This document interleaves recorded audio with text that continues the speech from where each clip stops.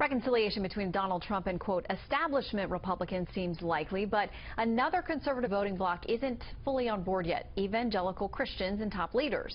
Trump polls well with the group, but some say they may sit home come November. Not sure that Trump's beliefs actually match up with their own. This weekend, Trump agreed to meet with evangelical leaders later this month, actually next month. Tony Perkins, president of the Family Research Council, will be at that meeting and joins us now live. Great to see you, Tony.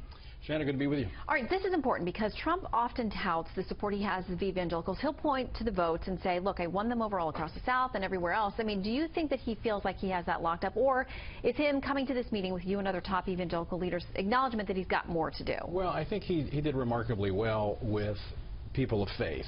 When you look at evangelicals, those that go to church on a weekly basis, where their faith is very central to the decisions they make, he didn't do as well with them.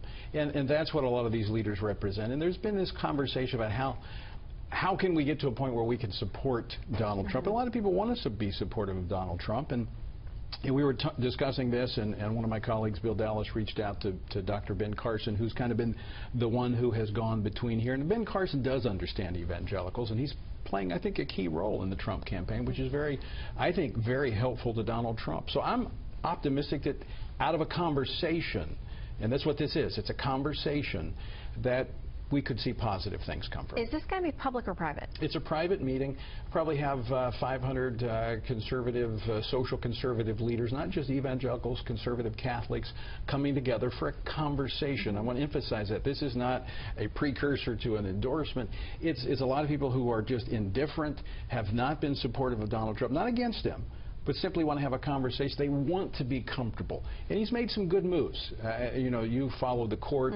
He released this list of potential court picks, which was a positive sign that he's listening to the concerns of conservatives who understand that the left has used the court to radically alter America's political and cultural landscape. Let's talk about the court a little bit, because there are 11 names that he put out there. He did say, in talking to our Sean Hannity, well, I'm not committing that it's exactly going to be one of these 11, but these are the kind of people that I'm talking about. I mean, there were some names that jumped out to me right away. Diane Sykes, chief among them, a federal judge who has sort of been on the conservative wish list for a long time. So looking at that list, do you feel if it's one of those folks or someone very similar? They were all good. It was a smart list. Don Willett, I know, and there are others on the... I probably would not have put out a list of names, because now they've become targets for the left. I think process is more important than actual persons being listed, because there will be hundreds, as you know, nominees in the lower courts, the appellate courts. And so I think him saying that, look, I'm going to work with the Federalist Society. They're going to help me vet these nominees. I think that's a strong message. I think, you know, even reaching out and saying, you know what, I'm going to have Ted Cruz help me in vetting these nominees. Now, will he go that far? I don't know. But it would be a positive message, I think, to conservatives who really did trust Ted Cruz when it came to the courts. Do you trust Mr. Trump, though, because there are those who say, hey, I like this list, but I'm not confident when the rubber meets the road and he's got to deal with Congress, he's got to deal with the Senate to get somebody onto the highest court, and many of these federal benches, as you mentioned, there will be hundreds of openings.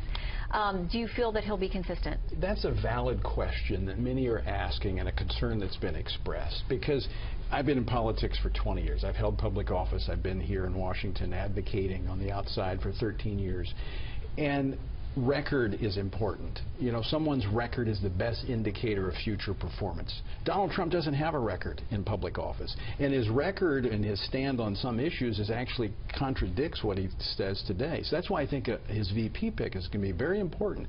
It's got to be a conservative who conservatives trust, but also has the ear of Donald Trump and will Donald Trump will take his counsel. I think that's going to be very important in building this confidence that he needs to have with conservatives.